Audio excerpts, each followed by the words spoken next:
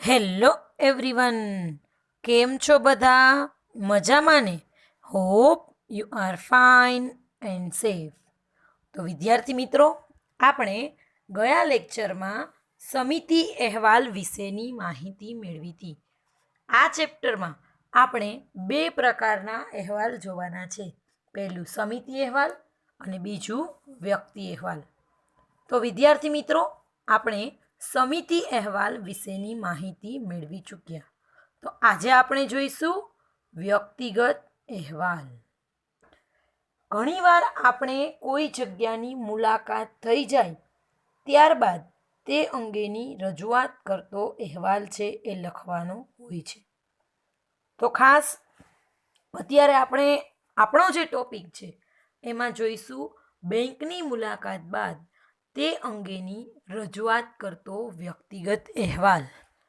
ખાસ કરીને તમે સીસીમાં ચેપ્ટર નંબર 1 વિશેની માહિતી મેળવી ચૂક્યા છો. ચેપ્ટર નંબર 1 તમને એ જ સમજાવે છે કે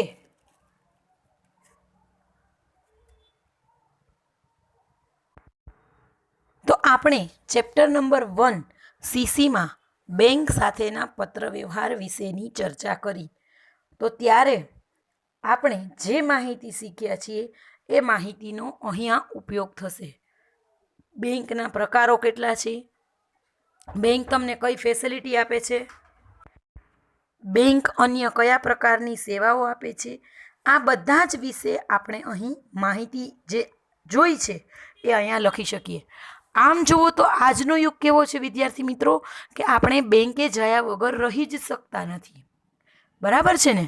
બેંકમાં જઈએ જ છીએ, બેંકની બધી જ સુવિધાઓનો આપણે ઉપયોગ પણ કરીએ છીએ. આપણે કદાચ વિઝિટમાં ગયા હોય કે નહીં મને એનો કોઈ ખ્યાલ નથી, પણ કોમર્સના સ્ટુડન્ટ માટે ખાસ તમે બેંકમાં એકી સાથે 15-20 વિદ્યાર્થીઓ હોય, તમારી સાથે એક ટીચર આવે, તમારા પ્રિન્સિપલ એમને એક લેટર લખે કે અમારા જે વિદ્યાર્થીઓ છે એ તમારે ત્યાં બેંકની મુલાકાત માટે આવશે. આવો એક લેટર તમારા પ્રિન્સિપલ લખી અને એમાં સાઇન કરી દે. આ જ લેટર છે એ તમે બેંકના કોઈ એક મેનેજરને આપો. બરાબર? એટલે તમને આવવાની શું આપશે? પરવાનગી આપશે. ત્યારબાદ બેંકમાં જે કાંઈ પણ વ્યવસ્થા સંભાળતા હશે એવા એક કર્મચારી, બરાબર, એને જેને આપણે શાખાના જનસંપર્ક અધિકારી કે જે વારંવાર બધા સાથે મુલાકાત કરતા હોય, તો આ અધિકારી શું કરશે કે તમારા વિદ્યાર્થીઓને જે કાંઈ સમય એમણે આપ્યો હશે, ફાળવ્યો હશે કે ભાઈ ચલો બપોરના 12 વાગ્યા પછી તમે આવજો કારણ કે ત્યારે થોડોક ટ્રાફિક ઓછો થઈ જાય, અથવા તો 2 થી 4નો સમય આપે કે જેમાં ટ્રાફિક ઓછો હોય, એટલે આ પ્રમાણેનો કોઈ એક ટાઈમ આપે. બરાબર? કોઈ એક ડેટ આપે, ચોક્કસ નક્કી કરેલા વિદ્યાર્થી હોય, કયા શિક્ષક આવ્યા છે, બરાબર, આ બધું તમારે એને લખીને આપવું પડે. જે બેંકના જનસંપર્ક અધિકારી હશે, બરાબર, એ વિદ્યાર્થીઓને મનમાં જે કાંઈ પણ પ્રશ્ન હશે, પહેલાં તો શું થાય કે આ અધિકારી છે ને એ બધી જ બેંકની માહિતી આપે. ખાતું ખોલવું હોય તો તમને ત્યાં આગલે દિવસે પૂછીએ પણ રાખ્યું હોય તો તમને એના માટેના ડોક્યુમેન્ટ લાવવાનું પણ કહી દીધું હોય, એટલે ખાતું ખોલી પણ આપશે, કયા પ્રકારના ખાતા હોય એના વિશેની માહિતી આપશે. બરાબર? બેંક બીજી કંઈ પણ ફેસિલિટી આપે છે, અત્યારે નેટ બેન્કિંગની ફેસિલિટી આપતી હોય એ પણ તમારું ત્યાં થઈ જશે. પાસબુક આપશે, એટીએમ કાર્ડ આપશે, ચેકબુક આપશે. ચેક તમે નાખો છો તો એ કેવી રીતે ક્લિયરિંગમાં જાય એના વિશે સમજાવશે. લોકર રાખવું છે તો લોકર કેવડું હોય એની સાઇઝ તમને બતાવશે. લોકર રાખો તો તમને ખ્યાલ છે એના માટે તમારે ભાડું ચૂકવવું પડે. તો આ બધી જ માહિતી, બરાબર, તમને તમારા જનસંપર્ક અધિકારી જે બેંકના હશે એ તમને આપશે. તો આ તમે કઈ રીતે સમજ્યા, અને આ સમજ્યા પછી તમને મગજમાં શું ક્વેશ્ચન થયા? ખાલી ટેક્સ્ટ બુક તમને જે માહિતી આપે છે ને એ પૂરતી નથી. આજના યુગમાં તમે જેટલું પ્રેક્ટિકલ નોલેજ મેળવશો, બરાબર, એ તમારા માટે ખાસ ઉપયોગી છે. એટલે અહીંયા ખાસ તમે ધ્યાન રાખજો કે પ્રેક્ટિકલ નોલેજ છે એ તમારા માટે અગત્યનું છે. ખરેખર જો તમે આ મુલાકાત કરી હશે તો તમે આ સરળતાથી લખી શકશો, અને જો નથી કરી, બરાબર, તો આપણે ચેપ્ટર નંબર 1નો અહીંયા પૂરતો ઉપયોગ કરશું.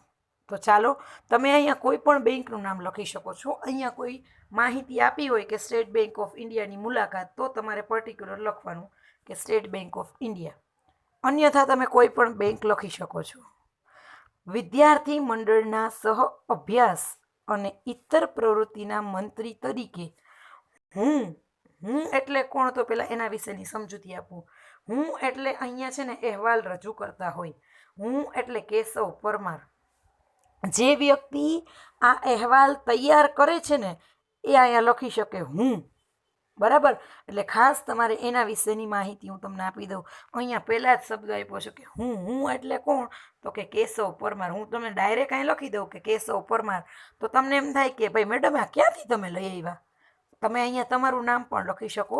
સમિતિમાં 5 વ્યક્તિઓના નામ લખતા હતા. બરાબર, અહીંયા અહેવાલ રજૂ કરતા એવું દર્શાવવાનું છે. બરાબર, બીજું કાંઈ નવું નથી. આ બેમાં ડિફરન્ટ છે, બાકી બધી જ વસ્તુ છે એ પોઈન્ટ પાડીને લખવાની છે. પેરેગ્રાફ.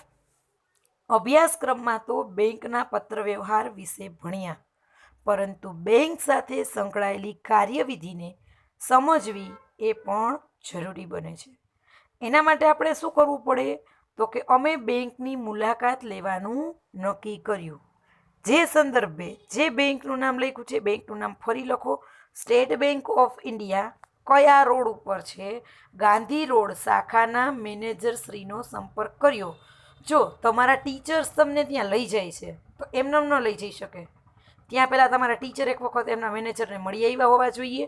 તમે કયો ટાઈમ આપો છો, તમને ક્યારે અનુકૂળ હશે, અમારે જે વિદ્યાર્થીઓને લઈને આવવાના છે એની યાદી હોય, એની સાથે કયા શિક્ષક આવશે. બરાબર, આ બધી જ વસ્તુ એ લોકોને લેખિત આપવી પડે. એમનેમ ન થાય.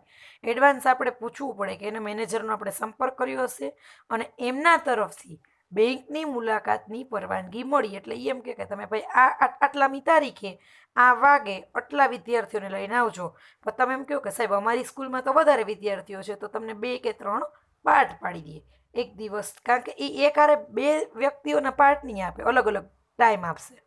આજે 2 થી 4 આવજો, આવતીકાલે 2 થી 4 આવજો, પછી આવજો. તો ક્રમશઃ તમને તારીખને ટાઈમ આપશે. બરાબર, એટલે એ પ્રમાણે મેનેજર છે, બેંકના મેનેજર એ શું કરતા હોય છે? પરવાનગી આપતા હોય છે. તારીખ 18મી જાન્યુઆરી 2017ના રોજ 15 વિદ્યાર્થીઓ અને 1 શિક્ષક સાથે મુલાકાત લેવાનું નક્કી કર્યું. કેટલા વિદ્યાર્થીઓ જશે અને કેટલા શિક્ષક જશે આ બધું જ પહેલેથી નક્કી થઈ ગયું હોય. બરાબર, હવે બેંકના કામકાજના સમય કેટલા હોય, તો કે 10 થી 4. તો જાતા વેત તો તમને કોઈ પરમિશન આપે જ નહીં. એટલે આ સમય દરમિયાન સવારમાં 11 વાગે અમે બેંકે પહોંચી ગયા. આ તમે પરવાનગી લીધી છે, તમને એમ કીધું હોય ગમે ત્યારે આવજો, તો તમે ગમે ત્યારે પહોંચી જાઓ. નહીતર કન્ફર્મ બેંક તમને બપોર વચ્ચેનો ટાઈમ આપે. આ તો સારું છે, કાંઈ કીધું નથી એટલે પહોંચી ગયા. શાખાના જનસંપર્ક અધિકારી શ્રી મહેન્દ્રભાઈ જોશી છે એ સતત 2 કલાક વિદ્યાર્થીઓ સાથે રહ્યા. એમાં પણ ટાઈમ લાગે. ખાસ આખી તમને બેંક બતાવે, બેંકમાં કયા કાર્યો, તમને બધા મેનેજરના બધાના ઇન્ટ્રોડક્શનને બધું કરાવે. બરાબર, એક તમને કેસ કેબિનમાં ન લઈ જાય. શું કામે? કારણ કે ત્યાં કેસ પડી હોય, ત્યાં પૈસા ગણવાના મશીન હોય. એક બંચ લઈને તમને પૈસા ગણવાના મશીનમાં એ બંડલ નાખીને તમને ગણાવી દે. ફટફટ 100 નોટ થઈ જાય ને એટલે એ બંચ કાઉન્ટ થઈ જાય. બસ આટલું બતાવે. પણ તમને કેસ કાઉન્ટરમાં જે કેસ એક કેબિનમાં બેઠા હોય ત્યાં તમને જવાની પરમિશન ન આપે. એટલે કેસ કેબિન સિવાય બધા જ વિભાગોની મુલાકાત છે એમને કરાવી. અને ખાસ ત્યાં સેમિનાર હોલ હોય અથવા તો લોકરની બાજુમાં કોઈ એક જગ્યા હોય કે જ્યાં બેંકના સભ્યો હોય એની મિટિંગો બોલાવાતી હોય, ત્યાં તમને બેસવાની શક્ય હોય તો બેસવાની જગ્યા હોય તો ઊભું રહેવાની આ બધી વ્યવસ્થા કરી દઈએ. સેમિનાર હોલ હોય તો બેસવાની વ્યવસ્થા સરસ થઈ જાય. અને ત્યાં ખાસ મિટિંગ લઈએ. તમને જે કાંઈ પણ લખતા વળગ પહેલાં આખી બેંકની મુલાકાત કરાવે, પછી તમને કેવું લાગ્યું એ પૂછે, પછી તમને કાંઈ પ્રશ્નો હોય તો એના વિશેની માહિતી. અને તેઓ શ્રીએ વિદ્યાર્થીઓ દ્વારા પૂછાયેલા પ્રશ્નોના જવાબ પણ આપ્યા હતા. સૌ પ્રથમ તો શું કર્યું તેમણે, તો કે મોબાઈલ અને નેટ બેન્કિંગના જમાનામાં બેંકની રૂબરૂ મુલાકાતની કેટલી અને ક્યારે જરૂર ઊભી થાય એ વિશે સમજાવ્યું. મારા જેવીનો તો પહેલો પ્રશ્ન એવો હોય કે અત્યારે તમે 24 કલાક નેટ બેન્કિંગ આપો છો, તમારે બેંકમાં આવવાની જરૂર શું કામ? તો ખાસ અમુક બેંકના જેવા વ્યવહારો છે કે જે બેંક વગર થતા નથી. બરાબર, તો એના માટે જ ખાલી બેંકે આવવાનું છે, બાકી ક્યારેય રૂબરૂ મુલાકાત માટે જવાનું હોતું નથી. આ એક ખાસ વસ્તુ તમે નોટ ડાઉન કરી લેજો. બરાબર, બેંકમાં ક્યારેય જવાની જરૂરિયાત હોતી જ નથી. બરાબર, ત્યારબાદ કઈ અને કેટલી બાબતો માટે ખાતેદાર અને બેંક વચ્ચે પત્ર વ્યવહારની જરૂર પડે એ સ્પષ્ટ કર્યું. કારણ કે આપણે શું ભણીએ છીએ? સીસી. આપણે કોની સાથે સંબંધ હોય? તો કે પત્ર સાથે. તમે જોઈ જ ગયા છો. બરાબર, ક્રેડિટ કાર્ડ ખોવાઈ ગયું તો પત્ર લખવો પડે. ચેકના નાણાં અટકાવવા છે, પત્ર લખવો પડે. લોન લેવી છે, પત્ર લખવો પડે. બરાબર, લોકર રાખવું છે, પત્ર લખવો પડે. તો તમારે પત્રની કઈ ખાતેદાર બેંકમાં તમારું ખાતુંદાર હોય અને બેંક, આ બે વચ્ચે તમારે કેટલી બાબતો માટે પત્ર વ્યવહાર કરવા એ ખાસ તમારે ધ્યાન રાખવું પડે. બેંક દ્વારા અપાતી સેવાઓ વિશે તેમણે વિદ્યાર્થીઓની જાણકારીઓની તપાસી અને તેમાં ઉમેરો કરી નીચે મુજબની બાબતોથી તમને માહિતગાર કર્યા. હવે એમાં કઈ બાબતો છે એ બધી જ અહીંયા દર્શાવી છે. પહેલી જ વસ્તુ, તમારે ખાતા ખોલાવવા કેમ અને ખાતું બંધ કેમ કરવું. ખાતા ખોલાવવા માટે તો તમને ખબર છે કે ફોર્મ પણ ભરાય, પણ કોઈ જગ્યાએ એવું નથી લખ્યું ખાતું બંધ કરાવવું કેમ. પહેલો પ્રશ્ન હોય, વિદ્યાર્થીઓ પૂછતા હોય ખાતું બંધ કેમ કરાવવું. ખાતા બંધ કરવા માટે એક એપ્લિકેશન લખવી પડે. તમારે તમારી પાસબુક, વધેલા નાણાં, વધેલા ચેક, વપરાયેલા ચેક એને એમ કહી શકાય શબ્દ, વપરાયેલા ચેક, એટીએમ કાર્ડ, આ બધું જ તમારે લઈને જવાનું. સાથે એક બ્લેન્ક પેપરમાં એપ્લિકેશન લખાવડાવશે અને પછી તમે ખાતું છે એ બંધ કરી શકો. બરાબર, એટલે ખાતું બંધ કરવાની પ્રક્રિયા વિશેની માહિતી આપી. વિવિધ પ્રકારના ખાતાઓ જેવા કે સેવિંગ અકાઉન્ટ, તમને ખ્યાલ જ છે, કોઈના સામાન્ય વ્યક્તિ હોય તો એનું હંમેશા સેવિંગ અકાઉન્ટ હોય. કરંટ અકાઉન્ટ, વેપારીનું હંમેશા ચાલુ ખાતું હોય. કરંટ એટલે ચાલુ. બાંધી મુદ્દત એટલે કે fix deposit. Recurring deposit, recurring એટલે આરડી. રિકરિંગ એટલે આરડીનો મતલબ માસિક બચત યોજના. દર મહિને એક ફિક્સ અમાઉન્ટ હોય એને તમારે શું કરવાની છે? બચત. PF, provident fund. બરાબર, ડીમેટ ખાતું પણ બેંક છે એ ખોલી આપે છે. આ વગેરે મૂળભૂત પાસાઓ વિશે તથા કયા સંજોગોમાં તેમની જરૂર પડે એના વિશેની આપણને માહિતી છે. આ બધી જ માહિતી બેંક આપે આપણને, એટલે આપણને કોઈ કંઈ પ્રશ્ન નડતો નથી.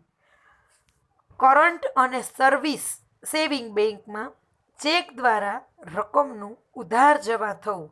તમને ખ્યાલ છે કે કોઈ વ્યક્તિનું ચાલુ ખાતું હોય કે કોઈ વ્યક્તિનું બચત ખાતું હોય. કરંટ એટલે ચાલુ, સેવિંગ એટલે બચત.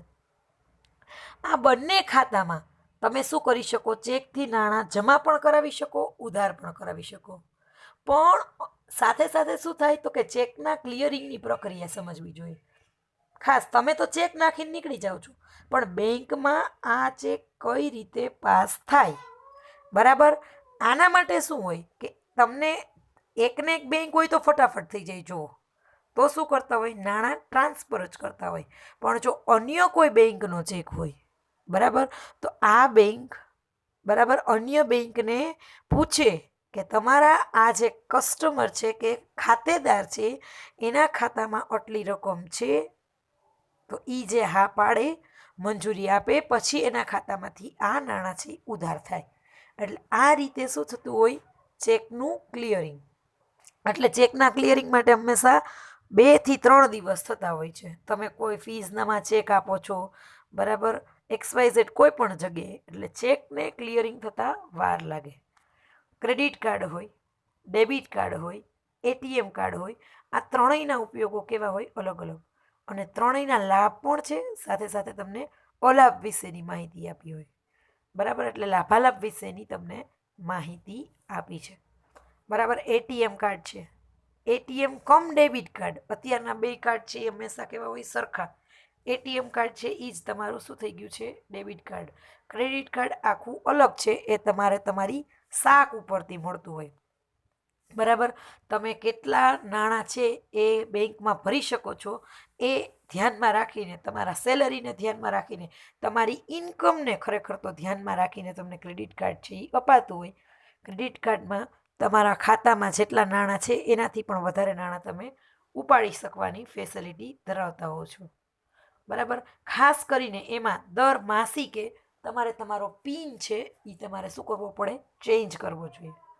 સામાન્ય જન સમુદાય અને વેપારી વર્ગ માટે જરૂરી લોન.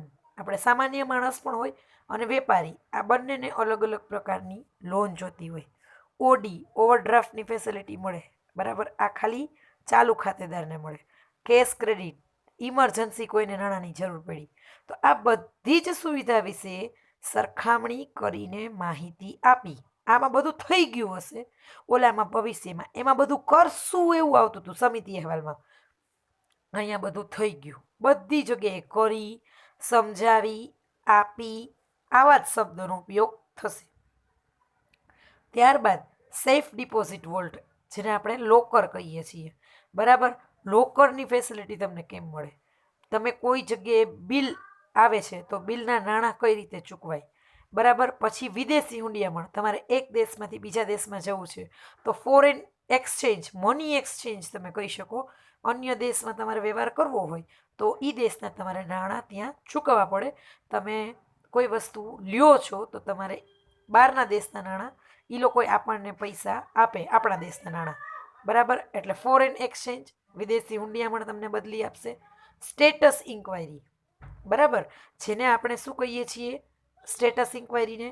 તમે કેટલા પૈસા છે, તમારું સ્ટેટસ, જે તમારી વેપારી શાખ છે, આના પણ જવાબો કોણ આપતું હોય છે? તો કે બેંક આપતું હોય છે. તમે લાસ્ટ 11th ચેપ્ટર ભણ્યા જશો, બરાબર. તમારી શાખ, બરાબર, તો એ બેંક વધારે સારી રીતે આપી શકતી હોય. કોમ્પ્યુટર દ્વારા બધી જ કામગીરી થતી હોવા છતાંય કર્મચારીઓની નિષ્ઠા, એની નિયમિતતા અને કાળજીની અગત્યતા સમજાવી. આજના યુગમાં તો તમને હંમેશા માટે એવું જ થશે કે 24/7 મશીન પૈસા ભરવાના છે, 24/7 મશીન છે એ પૈસા ઉપાડવાના છે. ચેક છે એ પણ તમે ડ્રોપ બોક્સમાં નાખી દો છો, તો પછી માણસની જરૂર છે શું કામે? તો આ બધી જે વસ્તુ, પૈસા ભરી આવો છો, પૈસા ઉપાડી લ્યો છો, બરાબર, ચેક નાખી આવો છો, પણ આના માટે એટીએમ મશીન ઘણી વખત ખાલી થઈ જાય છે, પૈસા ભરવાના મશીન ભરાઈ જાય છે, બરાબર છે ને. તો આ બધામાં કર્મચારીઓ જ હોય છે બેંકના, કે જેની ચોક્કસ નિષ્ઠા હોય છે, એની નિયમિતતા હોય છે ને એની કાળજી હોય છે. એટલે જ આ બધા કાર્યો આપણે એકદમ વ્યવસ્થિત અને સરળતાથી કરી શકીએ છીએ. આજકાલ તો લોકો મોબાઈલ બેન્કિંગ યુઝ કરે છે, નેટ બેન્કિંગ યુઝ કરે છે, બરાબર. તો આ સુવિધાના લાભાલાભ અને ખાસ તે માટે આપણને શું મળે છે? એક પિન અને અથવા તો આઈડી અને પાસવર્ડ મળે છે, બરાબર. અને આ અક્ષરો કેવા હોવા જોઈએ? અક્ષરો અને આંકડા, આ બંનેનો ઉપયોગ થવો જોઈએ. એટલે કેવા હોવા જોઈએ? આલ્ફા ન્યુમેરિક, બરાબર. અને ખાસ કરીને સમયાંતરે બદલતા રહેવા જોઈએ. અને ક્યારેય તમે એવું ન કરતા કે તમારો જે આ ગુપ્ત આંકડાનો નંબર છે એ ભૂલથી પણ કોઈને મળી ન જાય, એની ખાસ તકેદારી રાખવી જોઈએ, બરાબર. એટલે અમને બરાબર ખ્યાલ આવ્યો કે માત્ર અભ્યાસક્રમના ભાગરૂપે જ, બરાબર, આપણે જે બેંકના બધા જ પાસાઓ છે એનો બધો જ સર્વતોમુખી ખ્યાલ આવી શકે એમ નહોતો. પણ જો અમે બેંકની મુલાકાત લીધી ને, એ અમારા માટે ખૂબ જ ઉપયોગી સાબિત થયું છે. એટલે ભવિષ્યમાં જો તમને જ્યારે જરૂર હોય તો પોતાનું ખાતું હોય અને બેંક દ્વારા જો આપણે વ્યવહાર કરીએ તો આપણે આ રીતે બધી જ જાણકારીઓ મેળવી હોય તો ભવિષ્યમાં આપણે એનો ઉપયોગ સારી રીતે કરી શકશું, અથવા તો આપણને એ ઉપયોગી પુરવાર થાય છે. હવે મુલાકાતની પ્રક્રિયા સફળ અને ઉપયોગી બનાવવા બદલ શાળાના આચાર્યશ્રીએ, મેં કીધું હતું ને કે શાળામાં આચાર્યશ્રી જો આપણને પરમિશન આપ્યા હોય તો જ આપણે બેંકમાં જઈ શકીએ, નહીતર આપણે ક્યારેય બેંકમાં જઈ શકતા નથી. એટલે તમારે તમારા પ્રિન્સિપાલનું અહીંયા નામ લખવાનું. અહીંયા લખ્યું છે શ્રી ચિંતનભાઈ મિસ્ત્રી, બરાબર. બેંકના મેનેજર, આ નામ કાલ્પનિક લખવાના છે બંને. એટલે બેંકના મેનેજર શ્રી કલ્યાણભાઈ સોની તથા શાખાના જનસંપર્ક અધિકારી મહેન્દ્રભાઈ જોશી, એનું પહેલાં પણ નામ આવ્યું હતું અહીંયા, એટલે શાખાના જનસંપર્ક અધિકારીનું 2 વખત નામ લખવાનું, બરાબર. એના અમે આભારી છીએ. લાસ્ટમાં ક્યારેય આ મુદ્દો ભૂલવાનો નથી, અહેવાલ રજૂ કરતા. જે વ્યક્તિ અહેવાલ રજૂ કરે એમનું નામ એટલે કે કેશવ પરમાર, એનું હોદ્દો, એ કઈ શાળામાં ભણે છે અને એના ગામનું નામ. એ વ્યક્તિ છે એ સહ અભ્યાસ અને ઇતર પ્રવૃત્તિના મંત્રી છે, વિદ્યાવાદિની વિદ્યાલયમાં ભણે છે અને શારદા ગ્રામ એમના ગામનું નામ છે. ખાસ વ્યક્તિનું નામ, એનો હોદ્દો, વિદ્યાર્થીનું નામ, એમનો હોદ્દો, એની શાળાનું નામ, એના ગામનું નામ. આ બધી જ વસ્તુઓ તમે તમારી રીતે કાલ્પનિક પણ કરી શકો છો. તો વિદ્યાર્થી મિત્રો, આજે આપણે વ્યક્તિ અહેવાલ વિશેની માહિતી મેળવી. કઈ રીતે લખવું એના વિશેનું તમને ધ્યાન રાખવાના મુદ્દા વિશેની પણ સમજૂતી મેળવી. તો આજે આપણે એટલું રાખીએ વિદ્યાર્થી મિત્રો. Thank you all of you. Bye bye. Have a nice day.